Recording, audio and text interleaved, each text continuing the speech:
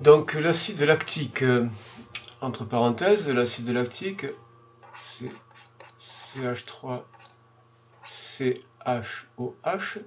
Il y a un groupe hydroxyle et COOH, responsable du caractère acide. C'est un acide qui intervient dans l'organisme, paraît-il, lorsque, après avoir fait trop d'efforts, on ressent des courbatures. C'est un excès d'acide lactique qui est responsable de nos courbatures quand l'organisme n'arrive pas à l'éliminer. Et donc, on considère une solution aqueuse d'acide lactique avec une concentration, un volume, taux d'avancement connu, déterminer la valeur du pH. Pour avoir la valeur du pH, eh bien, il faut connaître la concentration en ion H3O+. Donc, en toute rigueur, c'est le nombre sans l'unité. Donc, on devrait écrire divisé par C0. Donc, pour avoir la concentration en ion H3O+, on va écrire la réaction AH plus H2O donne. Alors, c'est un acide qui est faible puisque on a un taux d'avancement qui n'est pas de 1 et qui est inférieur à 1. Donc double flèche, l'acide libère H+, c'est ce H+ là qui est libéré. Donc plus H3O+, l'eau récupère H+, et devient sa forme acide conjugué. Et c'est donc dans la colonne de H3O+, qu'on va avoir accès à ce qui nous permettra de calculer la concentration en ion H3O+, et par la suite le pH. Donc ici, on a initialement comme quantité de matière de AH, on a C fois V. L'eau et le solvant, ici 0, 0. À l'équilibre, lorsque le système cesse d'évoluer, on a ici CV moins XF, ici XF, et ici XF. Ce qui fait que c'est ce XF là qui est la quantité de matière d'ion H3O+ à l'équilibre qui va nous permettre de calculer sa concentration et puis ensuite le pH. Et ceci ne serait valable que si la totalité de l'acide AH était dissociée. Si la totalité de AH était dissociée, si on avait un acide fort avec la réaction totale, dans ce cas, l'avancement atteint la valeur Xmax. Qu'est-ce qui caractérise Xmax? C'est que CV moins Xmax égale 0. Et donc, Xmax égale C fois V. Et donc ici, si on avait une réaction totale, la quantité de matière de A- et de H3O+, Xmax à l'équilibre, eh bien ce serait à l'état final réaction totale. Ici on aurait C fois V, ici on aurait C fois V. Donc la concentration en ion H3O+ à l'état final serait Xm sur V, quantité de matière sur V, donc CV sur V, et donc C. Et à ce moment-là, le pH correspondrait bien à moins log de H3+, donc moins log de C. Mais ça n'est pas le cas aujourd'hui. Donc, ça, tout ceci,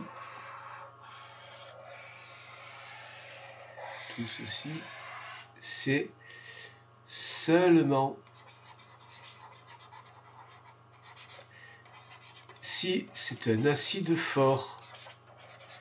Donc seulement si c'est une réaction totale. Et là, ça n'est pas le cas. Donc, on est obligé de passer par XF. Alors, comment obtient-on XF? Eh bien, il est défini en relation avec le taux d'avancement final, puisqu'on a le taux d'avancement final. On a taux, et taux c'est XF sur Xmax. Donc, taux c'est XF sur Xmax, et là on a établi que Xmax était CV. Donc c'est XF sur CV. Le taux d'avancement final, XF sur Xmax, correspond à XF sur CV. Donc XF égale, avec ça on peut exprimer XF. Puisque XF sur CV est égal à taux, et bien on a XF qui est égal à taux fois CV. Taux CV. Maintenant, ça c'est vraiment la quantité de matière de H3O+ à l'équilibre, à l'état final. Donc la concentration, ça c'est la quantité de matière d'ion H3O+, la concentration en ion H3O+, à l'état final, c'est donc la quantité de matière d'ion H3O+, à l'état final, sur V, et donc c'est la quantité de matière XEF, qui est là, XEF, quantité de matière, donc taux CV, XEF c'est taux CV, divisé par V, et donc ça fait taux CV fois taux C fois V divisé par V, donc taux C. Et à ce moment-là, on peut le calculer. Taux C, ce sera donc 13%, donc 0,13, fois C, 1,010 puissance moins 2 mol par litre. Donc, ça fait 1,3 10 puissance moins 1, fois 1,0 10 puissance moins 2. Donc, 1,3 10 puissance moins 3 mol par litre. Voilà la concentration en ion H3O+. Et donc,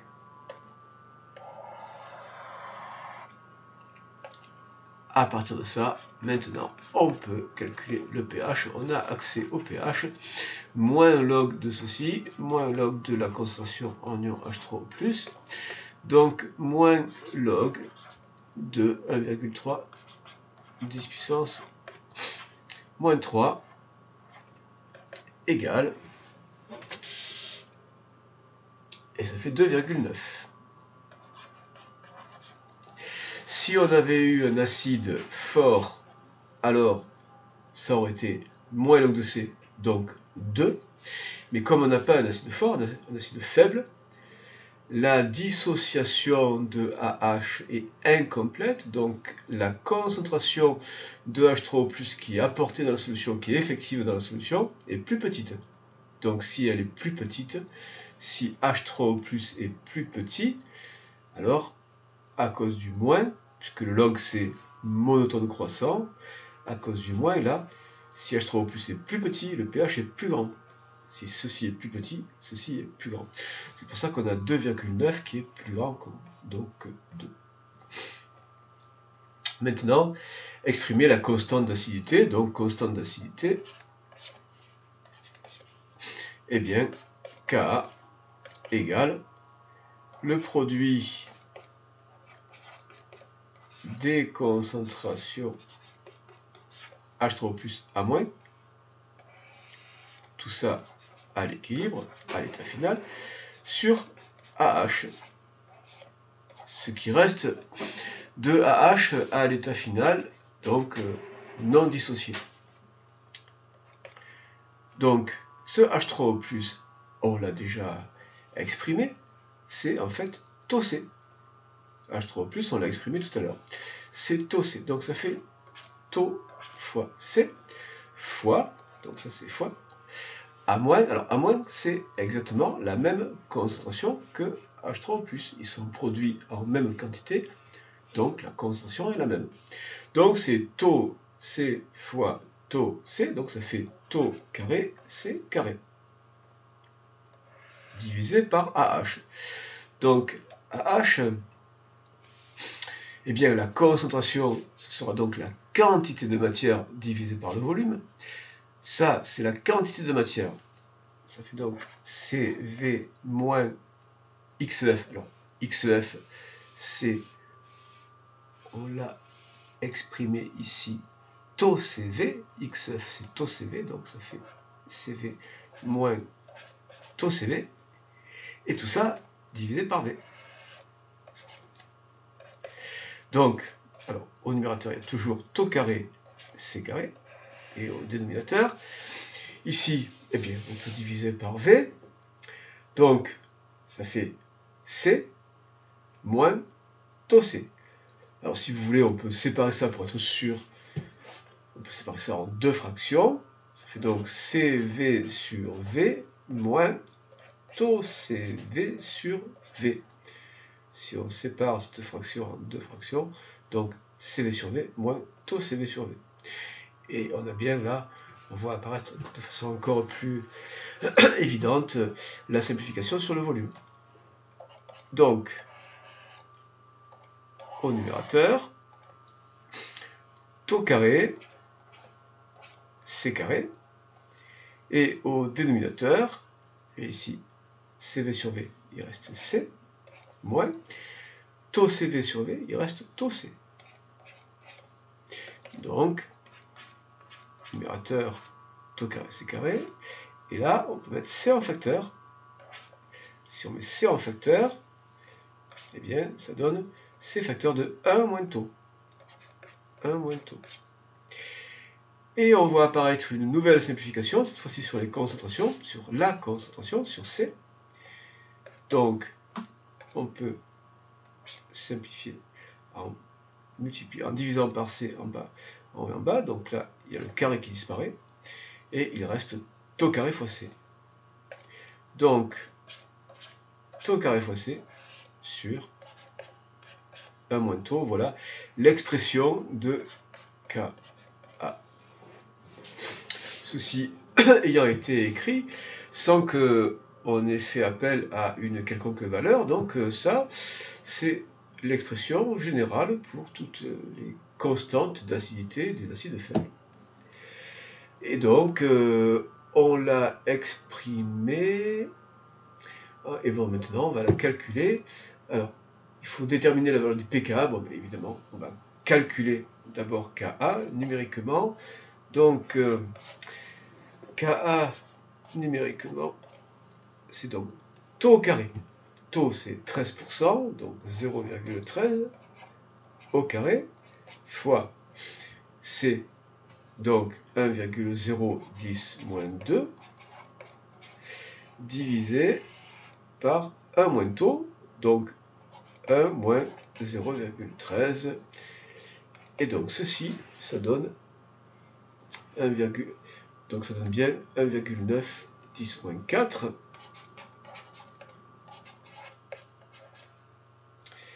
Donc sans unité, puisque là, en fait, ce sont les grandeurs qui mesurent les concentrations en mol par litre, donc sans l'unité. Et donc, le pKa est égal à moins log de Ka, donc moins log de 1,9 10 puissance moins 4, et donc ça fait 3,7, donc ça fait bien 3,7. Et c'est conforme à la valeur de référence, à 1/10 près sur 3,8. C'est tout à fait honorable, c'est proche de 3,8, donc on peut considérer que c'est satisfaisant.